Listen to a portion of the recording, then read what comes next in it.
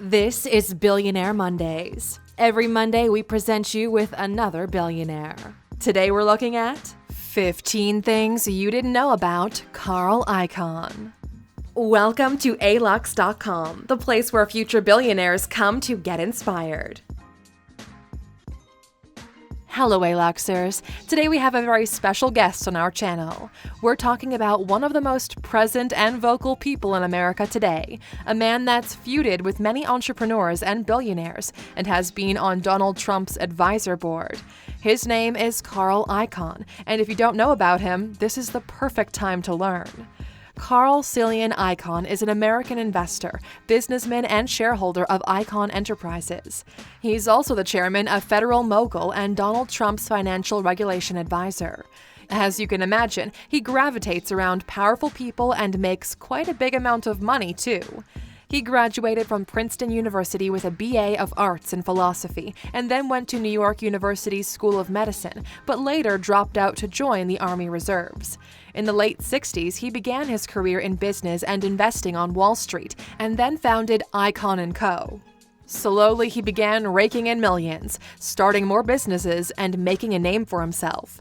Today, at 82 years old, he's still active and making waves with corporations, something he's been doing for decades. If you're new here, welcome. Be sure to subscribe and follow us on Instagram at Alux. There is more to know about Carl, his friendships, business ventures, and of course, lavish lifestyle worthy of his status. Let's have a look. Number 1. He likes to use public letters to give financial advice. Carl has a funny, yet weird way of giving advice and making his intentions public.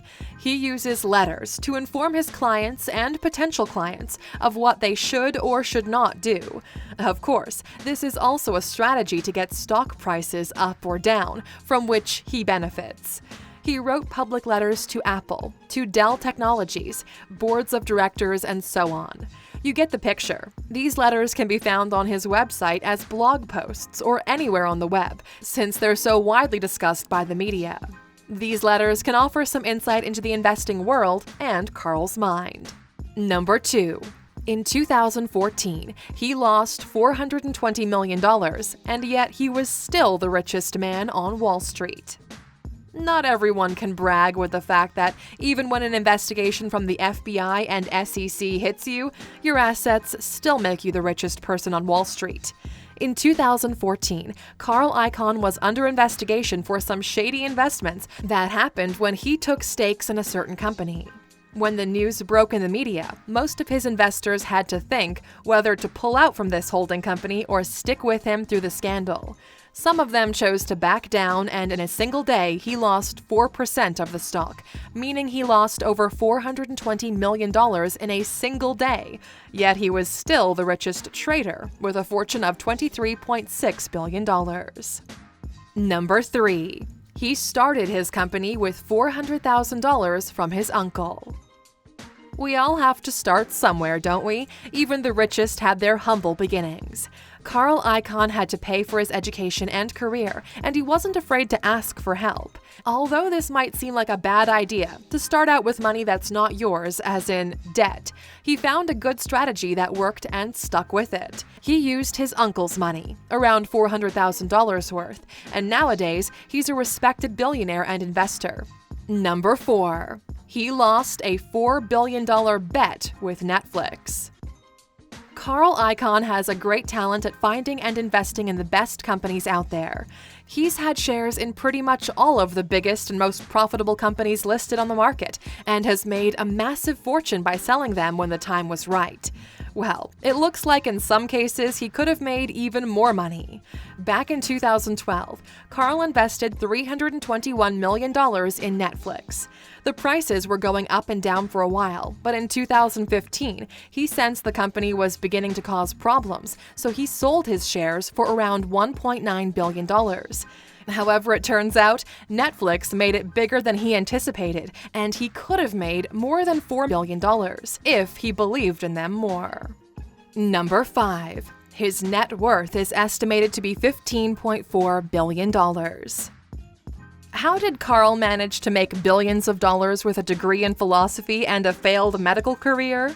Well, his investments are very diversified in industries such as the automotive, energy, gaming, real estate, and even food packaging. He's now estimated to have a fortune of $15.4 billion.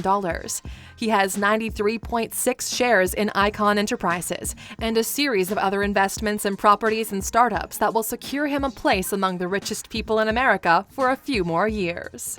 Number 6. He's well known as being a green male in the industry.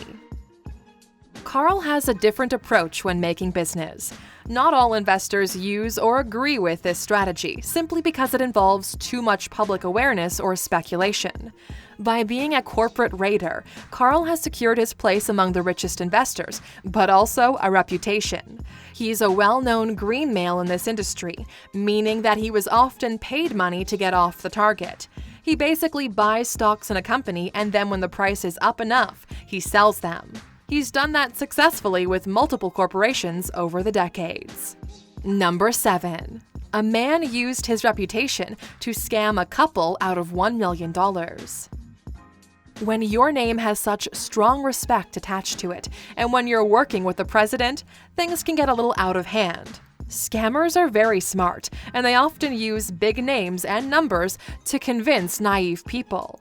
Carl's name is also used by scammers. A couple was scammed out of $1 million by using Carl Icahn's name and reputation on Wall Street. He promised to make them a 15% return on their $860,000 investment by parking it with his friend, Icahn Bank. He lured them to invest through him, but never paid them back. The couple sued him, but he refuses to acknowledge fraud. Number 8. He feuded with Dell over billions of dollars. One of the companies Carl invested in was Dell Technologies, the giant computer manufacturer. He owned almost 10% of the company, but when rumors of going public once again emerged, he didn't like it so much, so he sued them for $21.7 billion. Yes, he sued them for not disclosing these intentions early enough. He publicly discussed his situation for some time, but in the end, he drew the line and quit fighting it. Dell Technologies went public back in the 90s, then private, and now want to go public again. Number 9. He's not convinced on cryptocurrencies. We've talked a lot about cryptocurrencies here on the channel. They have a great and transparent technology and can seriously disrupt the banking industry, but there are still some people that are not convinced about them and their potential, and Carl Icahn is one of them. Although he's been on Wall Street for more than 50 years, he doesn't believe that cryptocurrencies are to be trusted. He's called them ridiculous on more than one occasion, but also acknowledged that he doesn't fully understand them, so maybe don't trust him on this one. Number 10. He owns a $40 million estate in the Hamptons.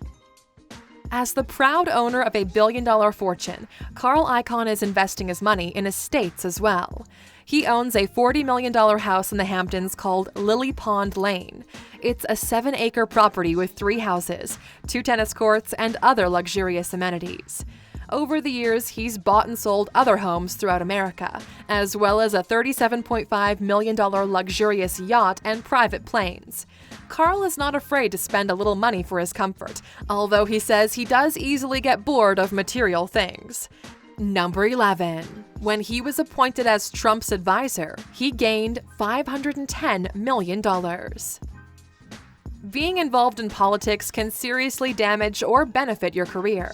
If you're an affluent investor like Carl, the simple association with the president is beneficial. When Carl was appointed as a financial advisor in Trump's exclusive board members, his net worth grew significantly. It appears he gained an estimated $510 million on the stock market, more than anyone else in the world, meaning that he went from a $6.8 billion stake to $7.3 billion in just one day. He quit the board shortly after due to some controversy and conflict of interest. Number 12. He feuded with Bill Ackman for almost 10 years.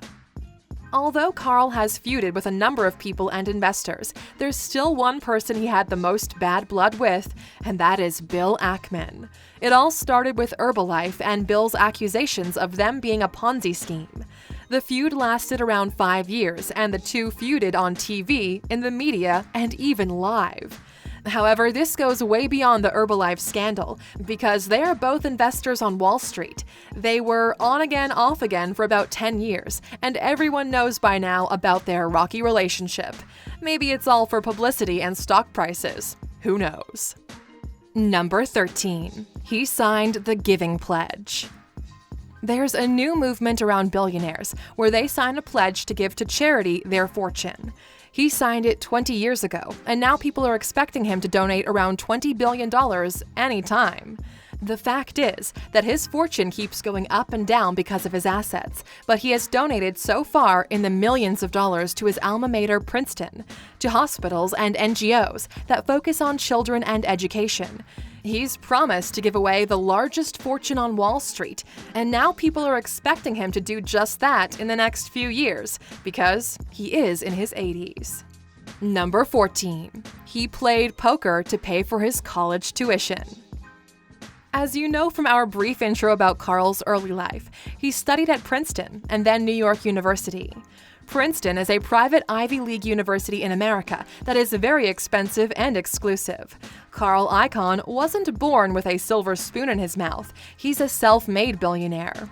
In order to pay for his college tuition, he got a summer job at a country club, then started playing poker with the owners. He managed to make enough money to pay for his entire college tuition. A single year at Princeton today is now $47,000. Number 15. His divorce took 6 years to finalize. There are some battles Carl Icahn didn't win.